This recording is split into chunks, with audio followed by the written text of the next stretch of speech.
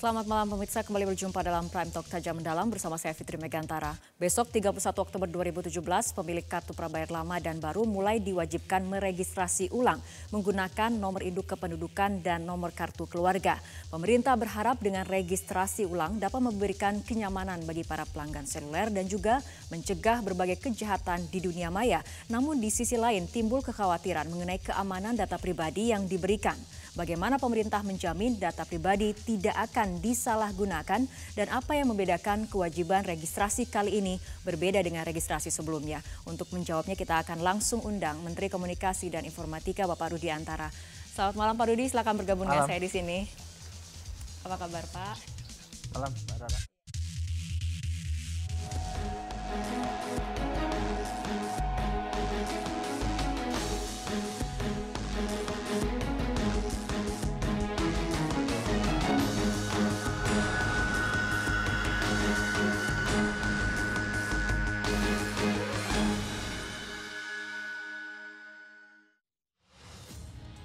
Melalui Peraturan Menkominfo Nomor 14 Tahun 2017 tentang registrasi pelanggan jasa telekomunikasi, semua pengguna kartu telepon seluler prabayar mulai 31 Oktober wajib mendaftarkan nomornya menggunakan nomor induk kependudukan dan nomor kartu keluarga.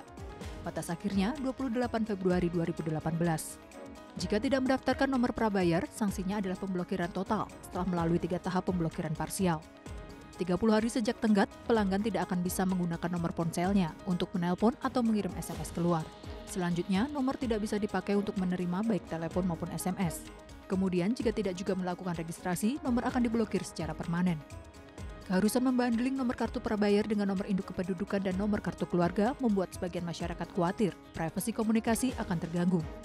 Lebih dari itu, data pribadi dan konten komunikasi akan disadap dan disalahgunakan oleh pihak yang tidak bertanggung jawab.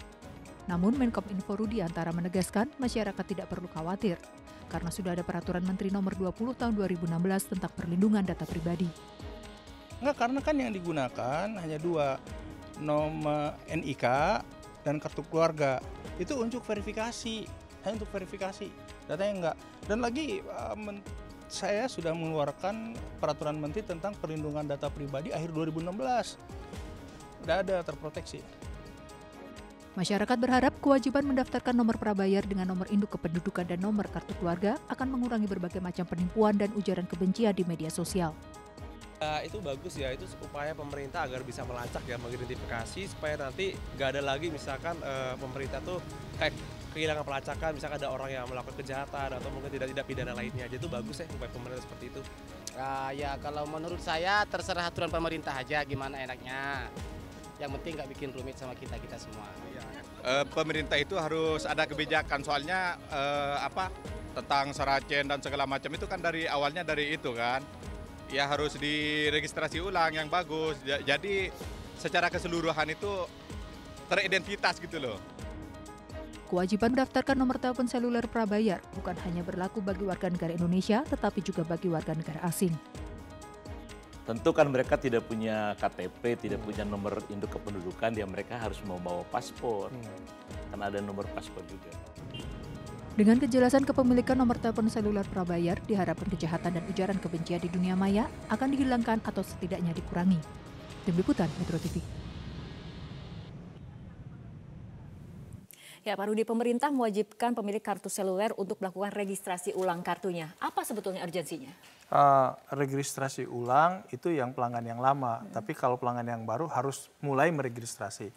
Urgensinya adalah bagaimana kita meningkatkan kenyamanan di masyarakat. Kita banyak komplain di masyarakat tentang penyalahgunaan kartu prabayar ya. Apakah penipuan, kenyamanan dalam juga kita suka nerima juga tawaran-tawaran kredit atau apa yang membuat kita sebetulnya tidak nyaman.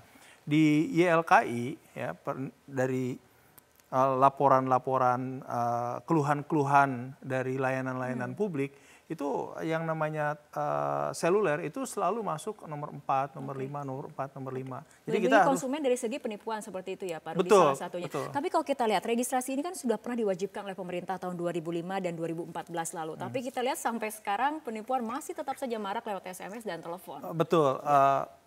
Sebetulnya registrasi ini tahun 2005 dimulai ya. Namun pada saat itu ekosistem tidak ada, tidak lengkap. Saat ini ekosistem sudah lengkap, yaitu apa? Memverifikasi. Memverifikasinya kemana?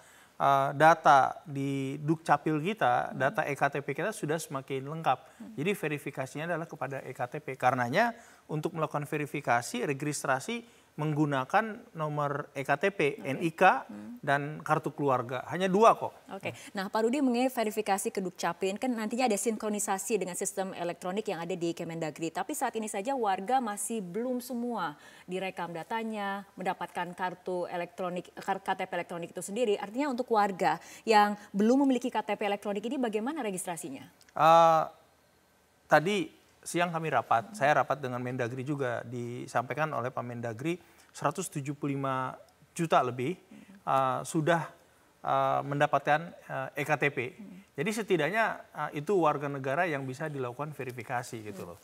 Bagi mereka yang masih dalam proses pembuatan KTP elektronik bagaimana caranya? Saya rasa pengguna seluler itu sudah punya EKTP. Mengapa? Di Indonesia ini ada 175 juta orang Indonesia yang punya minimal 1 ponsel. Jadi itu setidaknya bisa diverifikasi. Dan EKTP kan diselesaikan makin ke sini makin banyak oleh Kementerian Dalam Negeri.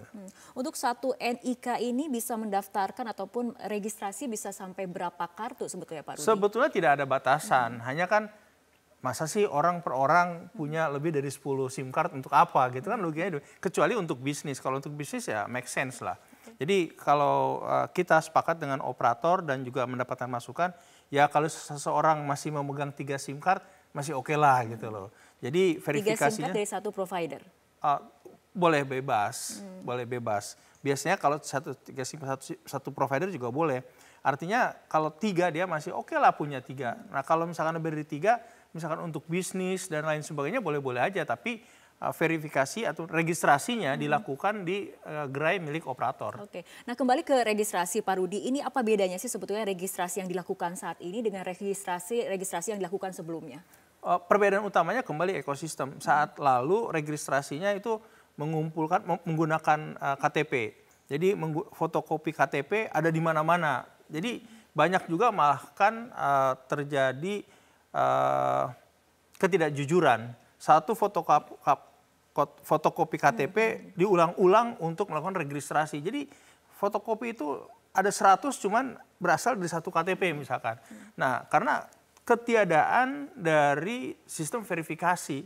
Ya. Nah sekarang karena EKTP kita sudah berjalan dengan baik ya, masih disempurnakan terus oleh Kementerian Dalam Negeri, ya, tetapi paling setidaknya bisa lakukan verifikasi menggunakan data yang lebih valid gitu loh. Oke, Pak Rudi, ini pelanggan seluler akan memberikan data yang sifatnya pribadi karena ada nomor induk kependudukan, kemudian ada nomor KK juga. Nah, ini dari pemerintah bagaimana caranya menjamin agar bahwa keamanan data yang diberikan ini memang betul-betul terjamin? Begini, kalau nomor KTP, ya KTP kita pakai KTP di mana-mana. Kalau orang mau, mohon maaf ya, memanfaatkan nomor KTP bisa tidak harus registrasi, yang lain juga bisa.